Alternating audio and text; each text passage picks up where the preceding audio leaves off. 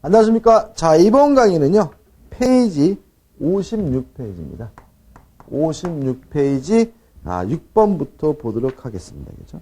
6번 보시면, 갑은 을에게 자신의 토지를 증여하기로 합의하였다. 그러나 세금 문제를 염려하여 갑과 을은 마치 매도한 것처럼 계약서를 꾸며서 이전 등기를 하였다. 그 뒤 을은 병에게 그 토지를 매도하고 이전 등기를 하였다. 다음으로 보면 틀린 것은 6번하고 7번은 똑같은 사례죠. 그렇죠? 갑이 을에게 실제로 하고 싶은 것은 증여인데 세금 안 내려고 하지도 않은 매매를 한 것처럼 가장매매에서 갑이 을에게 등기를 해줬다. 그러면 갑과 을 간의 가장매매는 통정허위 표시여서 무효지만 증여는 유효한데 이 증여를 숨어 있다 그래서 뭐라 그러는 거죠? 은닉행위라고 하고요.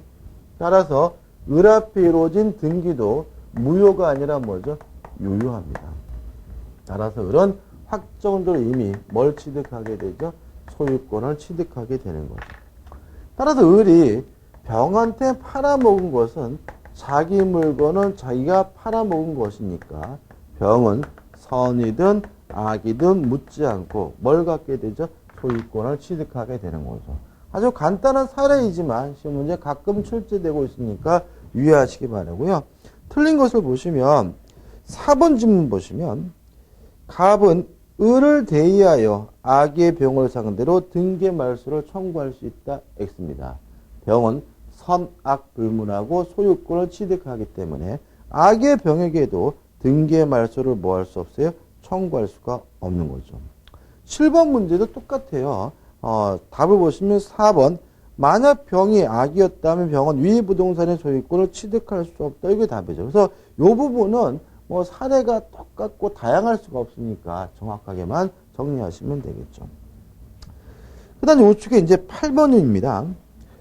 통정허위 표시의 무효는 선의의 제3자에게 대항하지 못한다는 규정의 제3자에 해당하는 자를 모두 고른 것은 자 우리가 제3자란 당사자 및 포괄승계인을 제외한 사람 중에서 새롭게 이해관계를 가진 사람만이 제3자입니다.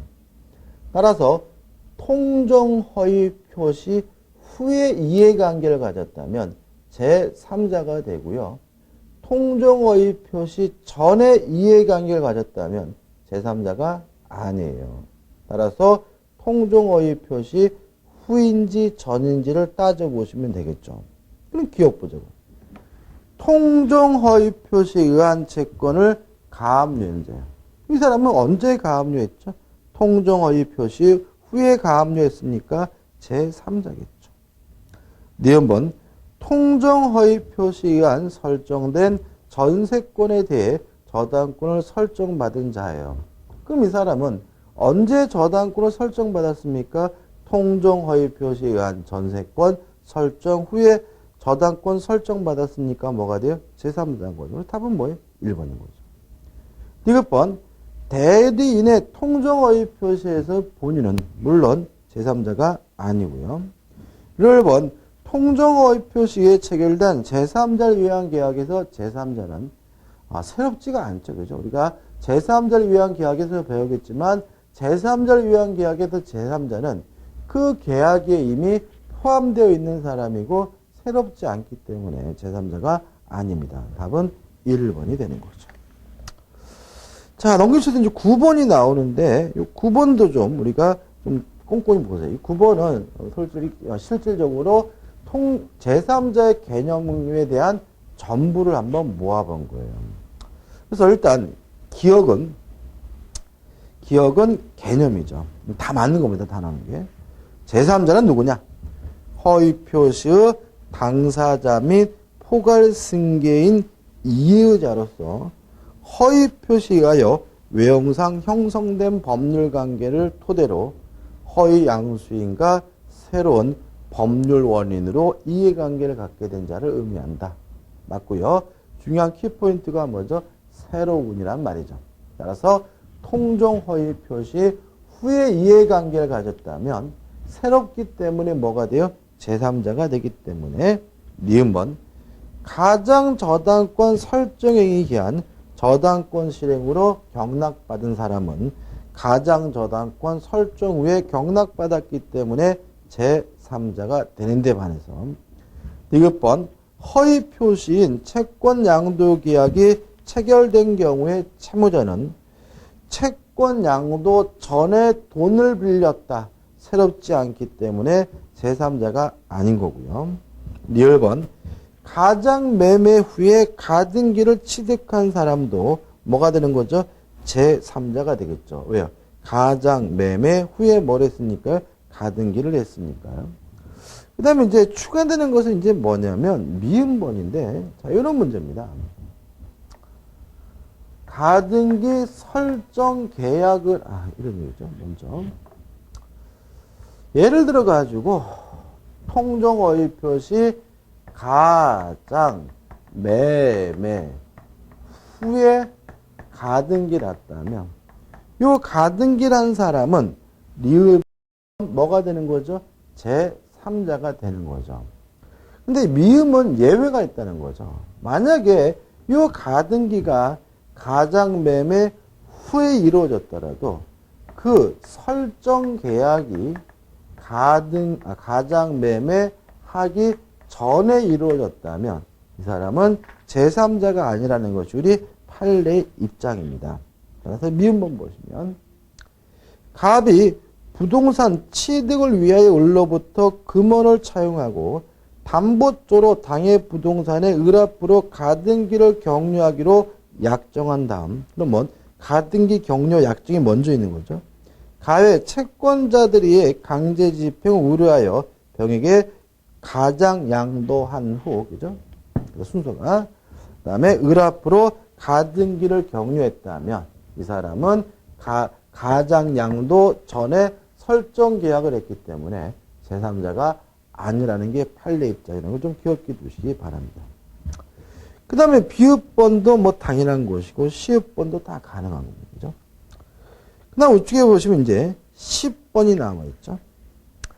자, 차고에 관한 이제 사례 문제가 되는 겁니다. 그죠? 자, 보세요. 갑은 매매 대상 토지 중 20에서 30평 가량만 돌에 편입될 것이라는 중개인의 말을 믿고 주택을 신축을 위하여 을 소유 토지를 매수하고 그와 같은 계약 사정이 계약 체결 과정에 현출됐다는 말 좀 주의하시고 을도 이를 알고 있었는데 실제로는 전체 면적의 30%에 해당하는 197평의 도로에 편입된 것으로 밝혀졌다. 부적합한 거, 틀린 걸 찾네요.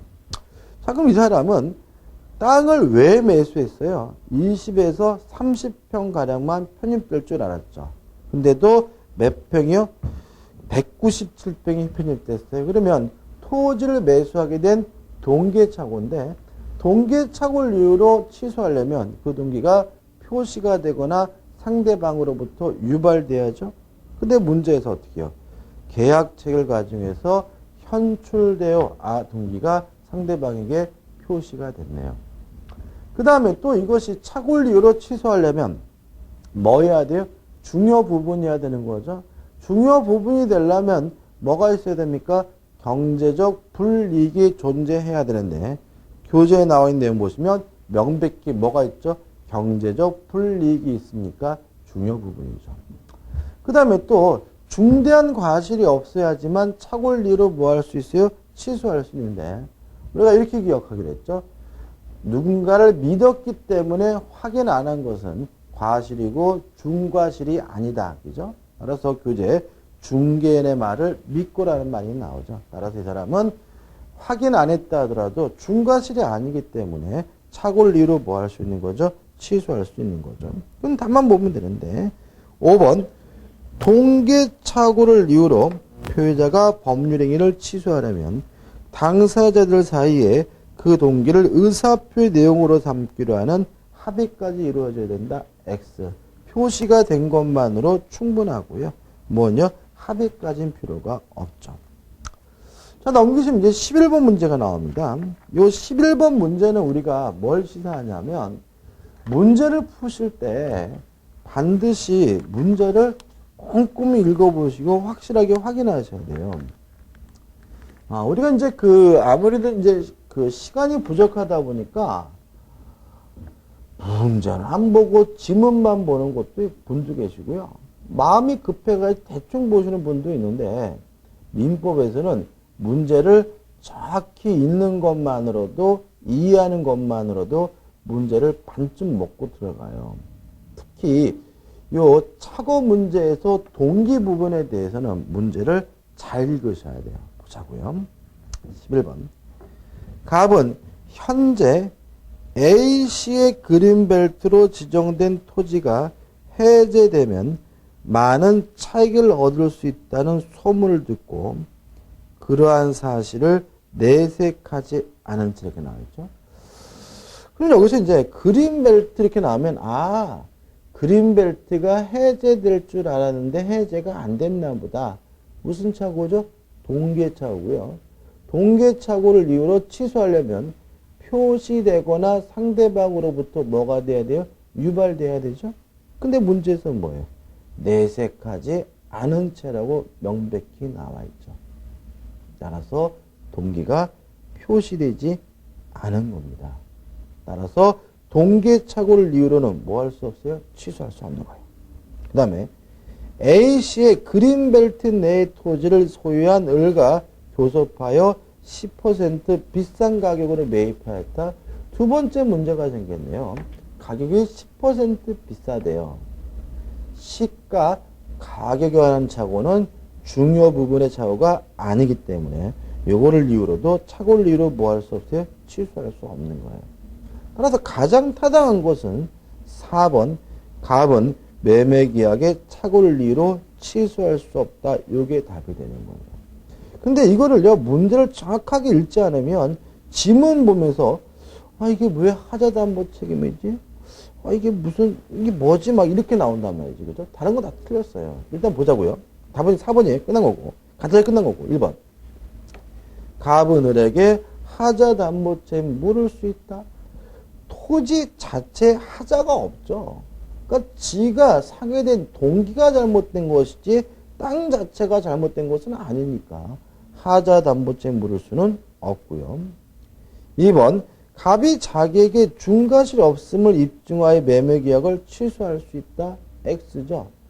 중과실이 존재한다는 사실은 차고자인 표자가 입증하는 것이 아니라 상대방 측에서 중대한 과실이 있음을 입증해야 되니까 요 2번은 뭐죠? X죠. 3번 갑은 시세보다 더 주고 산 10% 부분을 부당이익으로 반환 청구할 수 있다. X입니다. 이거는 착오를 이유로 취소할 수도 없고요. 아무런 문제가 되지 않습니다. 비싸게 주고 산 것뿐인 거죠. 5번 갑은 을과 해제 조건부 매매를 한 것이므로 X입니다. 어디 봐도 해제 조건부란 말은 없죠. 그래서 답은 뭐죠? 4번이 되는 거죠.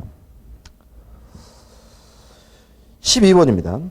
갑은 개발 제한 구역으로 지정된 을 소유 토지가 곧 개발 제한 구역에서 해제된다는 정보를 입수하고 그 토지를 매수하기 위하여 을과 매매 계약을 체결하였다. 그러나 갑은 그 정보가 아니라는 것을 알게 되었다. 동계착오죠? 틀린 걸 찾는데 4번 지금 보시면 갑이 위 매매 계약을 취소하기 위하여 1번부터 봐야 되겠네. 그죠? 1번 매수인 갑은 매도인 을과의 매매 계약을 체결함에 있어서 동계착오에 빠져 매수의 의사표시를 한 것이다. 맞는 질문이죠. 그 다음에 이게 토지거래 허가가 나와 있는데 개발 제한구로 바꿔서 좀 이해하시면 좋겠고요. 동계착오니까 표시되거나 상대방으로부터 유발된 경우에만 취소가 가능하니까 여부를 문의하였다면이라 말은 표시가 됐다는 말이니까 착오를 이유로 뭐 할 수 있어요? 취소할 수가 있는 거죠. 3번 갑이 매매 계약을 취소하기 위해서는 법률행위의 중요 부분에 착오가 있어야 돼요. 근데 중요 부분에 처가되려면 반드시 뭐가 있어야 돼요? 경제적 불이익이 있어야 되기 때문에 매매 대금을 정할 때 위 정보를 반영했다면 경제적 불이익이 있으니까 중요 부분의 착오로 보아야 하고요. 4번. 갑이 자신의 의사표시에 착오가 있음을 이유로 을과의 매매 계약을 취소하기 위해서는 을도 갑의 착오를 알고 있는 경우에 한다. X죠. 동기가 표시가 돼서 그 동기가 무엇인지를 알기만 하면 그만이고요. 그 동기가 착오다. 그 동기가 잘못됐다는 사실까지는 알 필요는 없기 때문에 답은 뭐죠? 4번이 되는 거죠. 5번. 갑이 착오를 이유로 취소권을 행사하기 위해서는 착오를 일으켜 을과 매매 계약을 체결한 데 대하여 중대한 과실이 없어야 되겠죠. 13번입니다. A는 B의 사기에 의하여 C로부터 C 소유 토지를 시가보다 훨씬 비싼 값으로 매수하는 의사를 표시했어요. 그럼 이거는 상대방이 사기친 것이 아니라 제3자가 사기친 것이니까 상대방이 알았거나 알 수 있어야지만 취소할 수 있고요. 따라서 답은 뭐죠? 5번이 되는 거죠. 그 다음에 넘기셔서 14번입니다. A는 C의 사기에 의하여 자기 소유 가옥을 B에게 매도하고 소유권 이전 등기까지 격려하였다. 그 이러한 사실을 모르는 D는 B로부터 다시 그 가옥을 매수하였고 소유권 이전 등기를 마쳤다. 이 경우에 대한 다음 기술을 모르는 것은 이 문제 복잡하지만 의외로 간단한 겁니다. 왜냐하면 이러한 사실을 모르는 D죠. 다시 말하면 D는 이미 선이기 때문에 확정적으로 뭘 취득했어요? 소유권을 취득한 거죠. 다시 말하면 A가 B가 알았거나 알 수 있었다는 이유로 취소했더라도 선의 D는 이미 소유권을 뭐예요? 취득한 거죠. 따라서 옳은 것은 뭐예요? 2번이 되는 거죠. 15번입니다. 갑은 을에게 을 소유지가 곧 개발제한구역 지정될 것이라고 기망하고 을로부터 그 소유지 시가 1억 원짜리를 대금 5천만 원을 매수하고 소유권 이전 등기를 넘겨받았으나 매도인 을은 곧 갑의 기망사실을 알고 사기를 이유로 매매 계약을 취소하였다. 그런데 갑은 을의 취소가 있은 후에 그 토지에 관한 소유권 이전 등기 명의가 아직 자기 앞으로 되어 있음을 기하로 그 토지를 병에게 대금 1억 5천만 원을 매도하고 소유권 이전 등기를 격려해 주었다. 틀린 걸 찾네요. 일단 이거는 뭐 복잡하지만 사기당했다는 이유로 취소가 있고요. 취소를 가지고 제3자에게 대항하려면 제3자가 뭐여야 돼요? 악이어야 되고 선의 제3자에게 뭐 할 수 없어요? 대항할 수가 없는 거죠. 따라서 일단 답은 뭐죠? 2번입니다. 물론 여기서 말하는 병은 제3자입니다. 왜요? 사기당한 후니까. 2번 갑병 간의 매매계약 시 병이 갑을 간의 매매계약에 취소 사유가 있거나 그 매매계약이 취소되었다는 사정을 알지 못한다면 민법 제113조 사망에 선의 제3자에 해당한다는 지문은 물론 어떻게 해요? 맞고요. 따라서 병은 선이기 때문에 이미 확정적으로 뭘 취득했죠? 소유권을 취득했죠. 4번이 답이죠. 만약 병이 아직 자기 앞으로 소유권 이전 등기를 넘겨받지 못했어요. 그건 아직 확정적으로 권리를 취득하지 못했기 때문에 제3자로서 보호받지 못합니다. 다시 말하면 뭐 취소든 해제든 제3자로서 보호받으려면 등기까지 갖춰서 완벽한 권리를 취득하고 있어야 되거든요. 따라서 갑에게 이미 중도금을 지급한 상태라면 병은 선의 제3자로서 보호받을 수 있다는 지문은 뭐죠? X가 되는 거죠. 16번입니다. 갑은 을에게 의사표시를 발신한 후 법원에서 성년 후기 개시 선고를 받았는데 이러한 사정을 알지 못하고 그 의사표 수령한 을이 수령 당시 미성년자였을 경우 의사표에 관한 법률관계에 관한 설명으로 맞는 것은 일단 두 가지가 문제되죠. 첫째, 갑이 의사표시를 발신 후 도달하기 전에 제한 능력자가 됐다는 점, 또 상대방은 을이 의사표시를 받을 당시에 미성년자, 수령 무능력자라는 점 두 가지가 문제되는데 일단 의사표시는 발신 후 도달하기 전에 표의자가 사망하거나 제한 능력자가 되더라도 아무런 영향을 미치지 않으므로 갑의 성료 우경 개시는 신경 쓸 필요가 없는 거고요. 다만 문제가 되는 것은 을이 수령 무능력자라는 것만 주의하시면 되겠죠. 따라서 1번은 뭐 당연히 뭐죠? X고요. 2번 보시면 을은 의사표시 정당시 미성년자이므로 수령 무능력자죠. 갑의 의사표시가 도달되어 유효하다는 주장을 할 수 없다. X입니다. 미성년자 제한 능력자 측에서 도달을 주장하는 것은 가능하죠. 3번 갑의 의사표시는 을의 법정 대인 병이 도달을 안 때부터 이렇게 발생한다. 맞는 질문이고요. 4번 갑은 그의 의사표시를 제한 능력을 이유로 취소할 수 있다. X입니다. 왜냐하면 발신 후 도달하기 전에 표의자가 사망하거나 제한 능력자가 되더라도 아무런 영향을 미치지 않으므로 제한 능력을 이유로 뭐하지 못해요? 취소하지 못하고요. 5번도 물론 먼저 X가 되는 거죠. 자, 넘겨보시면 17번입니다. 의사표시에 관한 다음 설명 중 옳지 않은 것은 1번 갑이 그의 소유 토지를 을에게 소가 매도한 후 매매 의사표시를 취소한다고 기재한 편지를 보냈지만 편지가 도달하기 전에 갑이 사망했어요. 발신 후 도달하기 전에 표의자가 사망하거나 제한 능력자가 되더라도 아무런 영향을 미치지 않으므로 취소 효과는 생기지 않는다. X가 되는 거죠. 답은 뭐죠? 1번이죠. 나머지 질문들 한번 보시기 바라고 뭐 앞에서 했던 내용과 비슷합니다. 그죠? 4번 질문 볼까요? 4번 볼게요. 4번. 제3순위 저당권자가 자의 기망에 의해 1순위 저당권자가 착오에 빠져 그 저당권을 포기한다는 의사표시한 때 제2순위 저당권자는 제3자냐 이거죠.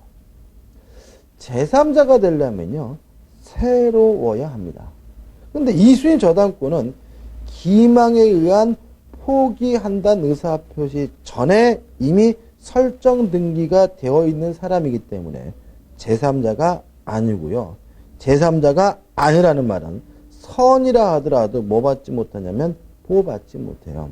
따라서 선이라도 1순위 저당권자는 의사표시로서 제2순위 저당권자에게 대항할 수 있다는 질문은 먼저 맞는 질문이 되는 거죠. 18번입니다.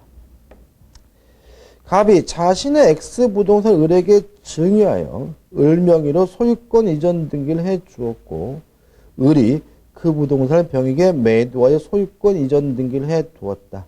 이에 관한 설명으로 옳지 않은 것은 이게 작년도 시험 문제인데 작년도 시험 문제는 종합지급 문제를 한 문제 출제했죠. 1번 갑과 을 사이의 증여계약이 통정어휘표시에 해당하는 경우 증여계약은 무효이다. 맞는 질문이죠. 통정어휘표시는 뭐입니까? 2번 갑과 을 사이의 증여계약이 통정어휘표시에 해당하는 경우 갑은 악의 병에게 대해 소유권 이전 등의 말소를 청구할 수 있다. 맞죠. 병이 선의하지만 보호를 받습니다. 3번 갑이 비진의 의사표시로 을 부동산 을에게 증여한 경우 을이 선이 무과실이면 갑과 을 사이의 증여계약은 유효하다. 진이 아닌 의사표시로 원칙적으로 유효하기 위해서는 상대방은 선이고 무과실이어야 하므로 이건 어떻게 해요? 맞는 질문이죠. 4번 갑과 을 사이의 증여계약이 비진이 표시로서 무효인 경우 갑은 선의 병에 대해 소유권 이전 등의 말소를 청구할 수 없다. 맞죠. 진이 아닌 의사표시 무효는 선의의 제3자에 대항하지 못합니다. 5번 만일 갑이 의사무능력 상태에서 을과 증여계약을 체결하였다면 갑과 을 사이의 증여계약은 유효하다. X죠. 의사무능력자의 법률행위는 무효입니다. 그래서 답은 뭐죠? 5번이 되는 거죠. 자, 이번 강의 여기까지 할 거고요. 이제 다음 강의 때 이제 대리로 강의를 들어가도록 하겠습니다. 수고 많으셨습니다. 감사합니다.